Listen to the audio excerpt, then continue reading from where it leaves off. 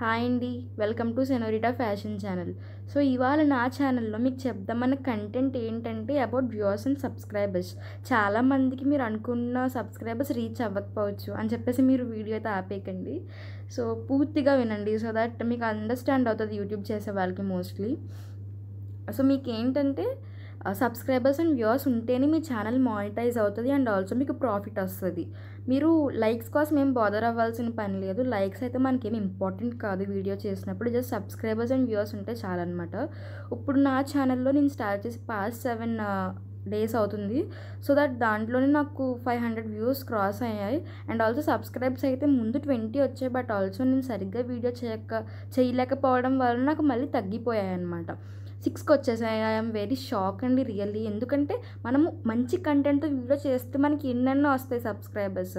So నేను అలా చేయలేకపోయాను. ఫస్ట్ డే చేసి సెకండ్ డే చేద్దాంలే అన్నట్టు రిలాక్స్ అవ్వాను. సో నాకైతే సబ్స్క్రైబర్స్ పోయారు. సో దట్ మీరు అలా చెయ్యకండి. ప్రతిరోజు ఒక మంచి డిస్క్రిప్షన్ అండ్ కంటెంట్తో మీరు కనుక వీడియో ఆన్ చేసి ప్రతిరోజు చేశారనుకోండి, మీకైతే సబ్స్క్రైబర్స్ అండ్ వ్యూవర్స్ అంటే కొన్ని లక్షల్లో ఉంటారు.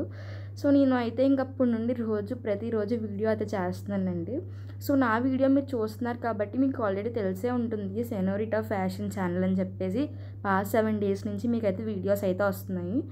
సో మీరు కనుక ఇది ఫస్ట్ టైం చూసి ఉంటే సబ్స్క్రైబ్ చేయండి నా ఛానల్ అండ్ ఆల్సో లైక్ చేయండి.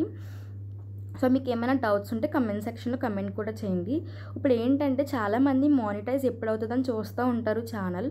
మానిటైజ్ అవ్వడం అంటే చాలా సింపుల్ అండి. బట్ మనం కష్టపడితే అది సింపుల్గా ఉంటుంది అండ్ ఆల్సో సరదాగా చేయాలి యూట్యూబ్ ఛానల్ అంటే. సో ఇప్పుడు మనకి ఛానల్ మానిటైజ్ అవ్వడం అంటే ఎలా అనేది చాలామంది అనుకుంటారు.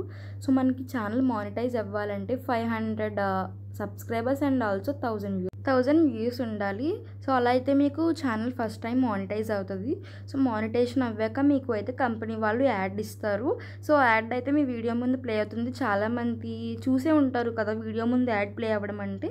సో మనకైతే యాడ్ ఇస్తారు కంపెనీ వాళ్ళు. సో మనకి యాడ్ ఇచ్చాక కొన్ని రోజులకి ఇంకా వ్యూవర్స్ సబ్స్క్రైబర్స్ని బట్టి మనకి మంత్లీ ప్రాఫిట్ అయితే వచ్చేస్తుంది. సో యూట్యూబ్ చేసిన వాళ్ళు చాలామంది మిడిల్లో ఆపేయడం అంటే చేస్తారు. మీరు కనుక కంటిన్యూస్గా చేసి ఉంటే మీరు మంచిగా మనీ అయితే సంపాదించుకోవచ్చు. సో ఇప్పుడు మనకి ఏంటంటే 3 మిలియన్ వ్యూస్ అయితే వచ్చేసి 3000 సబ్స్క్రైబర్స్ అయితే వచ్చేస్తే మీకు $100 అయితే ఇస్తారు. సో $100 అంటే ఎంత అని చెప్పేసి చాలామంది డౌట్ పడ్డారు కదా. $1 అంటే 82 రూపీస్ అండి. $100 అంటే 8000 వస్తుంది.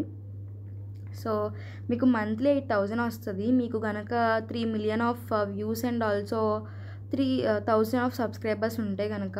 సో మీరు ట్రై చేయండి. మినిమం అలా రావాలి అంటే మీకు కంటెంట్ అండ్ డిస్క్రిప్షన్ అయితే బాగుంటే మీకు ఖచ్చితంగా వస్తారు.